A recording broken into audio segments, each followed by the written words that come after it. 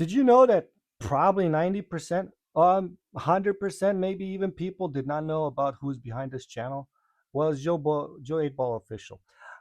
But to clear this out, we're not going to talk about that today. Today, we're going to talk about some of the things that made me who I am today as a pool player. Okay.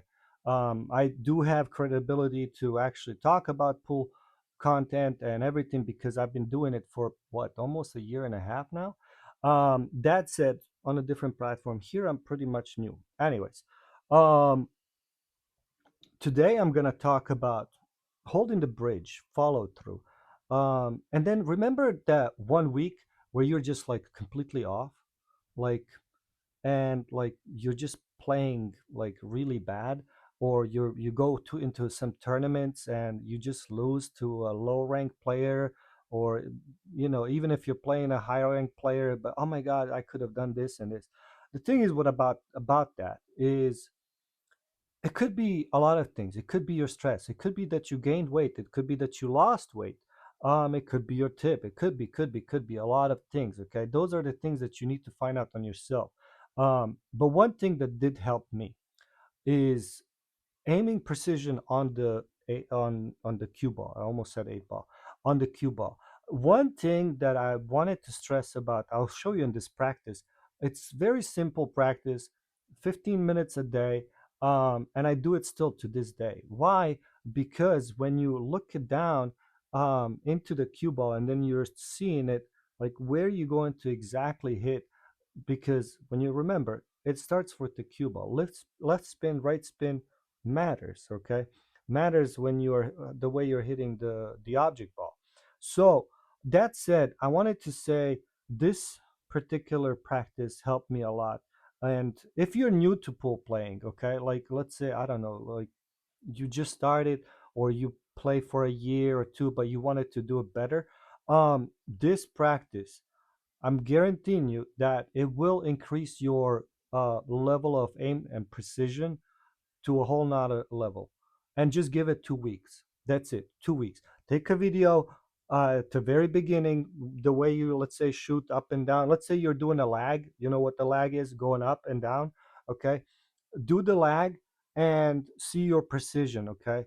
And then let's say you do another one 2 weeks later after you do this practice. Then you will notice the difference. Okay. You will notice the difference how you play. And let's go and drill into some of the most important things that I believe um, are when it comes to playing pool. Okay. All right, let's do it. All right, so let's talk about the bridge. You know what the bridge is, right? Bridge, bridge, short, closed, open, whatever. But that's not what I'm talking about. Okay. What I'm talking about is this. Okay. The stability of the bridge. It does really matter when it comes to the bridge, whether you're like, let's say you're shaking it like, or, and it's just not the same when the bridge is very, like, see, that makes a big difference. Okay. Now, sometimes, people would use, well, I can't show you on the rail, but like, two fingers, closed bridge, open bridge. The majority of the things is what I'm seeing in pool halls and on tournaments or with some people is they're doing this.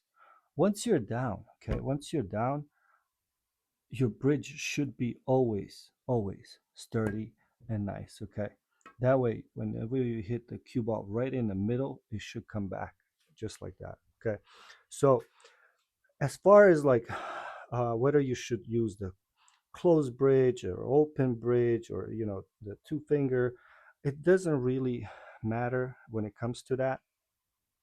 Like I said, it only matters when it depends where you are or how you're playing.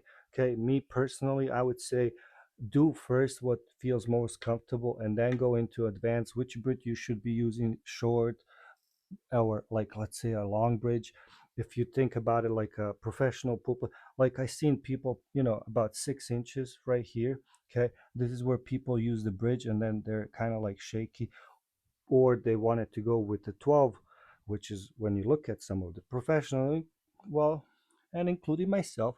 So when I'm using the bridge, I usually do about 10 to 12 inches as far as that bridge goes, or any of those when I'm doing a like a back draw or anything like that. Okay, so like I said, shorter ones, where would I use the short ones? Like, I mean, like short between 3 to 6 inches when I'm doing safety, when I want to push like this.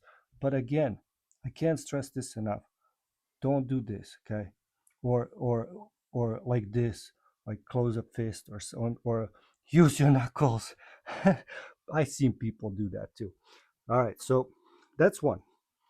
Another one I wanted to stress about is when you shoot, okay? When you shoot, follow through, obviously. But two, did you notice something? I did not lift my head up, okay? So I'm gonna put this ball right here again. When I shoot, okay, don't lift your head up. A lot of people, what they do is this, okay? They do this. Don't do that, okay? How do you fix that? Well, let me show you how you fix that. Just so, how do you fix this? Well, use a simple chalk. Put it on top of your head. I mean, I'm using my what's it called? My head, okay? And when you're down on on to play, okay? Did I move? I'm pretty sure I did. Otherwise, this would not fall. So let's take another ball here, okay? I don't know where I put my chalk, but anyways, I'll try to put it without looking at it, okay? I'm not moving, I'm not moving, okay? Really? Okay. It fell down. Do you know why? Because I put my head down. So, for a third time, all right, what about now? I'm going to put it right in the middle. I hope I did. And I really am not going to move, okay? I'm just going to do this. All right. Now you know this will keep your head down all the time. So the more you practice, do this like I don't know, 5 minutes a day. It's not a whole lot. Um, something the object on your head, it will tell you not to move. Now when you shoot, let's say you shoot like this or whatever. Okay, just a second. You shoot, okay, and you count 1 second, okay, and it doesn't fall. That's great. And for the final one that I was talking about, take two cue balls. I mean, two balls. Sorry, two balls and a chalk. Okay. First, take a chalk, drop it right in between. Okay. That's your distance that you want. Okay. And then you can put the chalk there or not, maybe for the visual part. Okay. But what I'm trying to say here, a lot of people, what they do, they have been told to use the bottle. Bottle is great. However, using the bottle gives you just this diameter and that's it. It's a little bit bigger. This will be more precise and you can actually see it right in action, whether you're doing something right or wrong. So do this for about 15 minutes if you can. Sometimes the arm, actually the elbow and your bicep might hurt because you're just down and doing that. Maybe do it 5 minutes first time till you don't get used to it. Okay. So first, what you do is obviously you go through like this, okay? And do this for about 5, 10. I usually do it for about 15 minutes, okay? You see, I'm not touching anything, but that's because the distance between those two is bigger. Now, if I roll it in, watch this. See, I'm still, this is about that a little bit less than a bottle actually when you think about it, but I'm hitting that cue, okay? What will this tell you is that, let's say I'm going to make it even more shorter, okay? Barely, my cube barely goes through. See this? And then do this, okay? I did not touch any, I didn't touch this one or this one, okay? And you can do a little bit more advanced where you see you're touching the cloth. The cloth part is a little bit harder because when you hit the cloth, usually the cue goes a little bit to the left or the right, depending on which dominant side you are. So it's not really something, you see. And that's it, guys. I'm pretty sure. Do all of this and report back in comments in about a month and tell me how you did it. Thanks for watching.